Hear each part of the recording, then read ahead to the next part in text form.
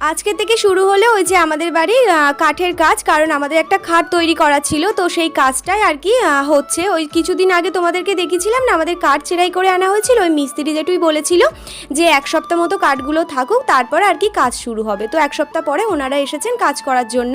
আর আজকে আবার মা যাচ্ছিল একটা দাদাকে দেখতে, ভীষণ শরীর খারাপ দাদার, তো সেই জন্যই আর কি মা যাচ্ছে। মা একা না, এই দিদাগুলোও যাচ্ছে, সাথে একটা পিসিও যাচ্ছিল।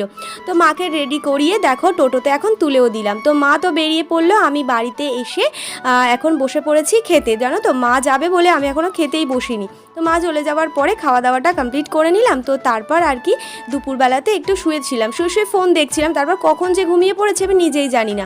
তো ঘুম থেকে ওঠার পরে দেখলাম মা চলে এসেছে। আসার পরে দেখছি মা এতগুলো খাবার নিয়ে এসেছে, ফুচকা নিয়ে এসেছে, সাথে সিঙ্গারা, চপ, এই সমস্ত জিনিসগুলো নিয়ে এসেছে। জানো তো, না চাওয়াতেই যদি নিজের পছন্দ মতো খাবারগুলো সামনে চলে আসে তাহলে আর কি চাই বলো তো। তো চলো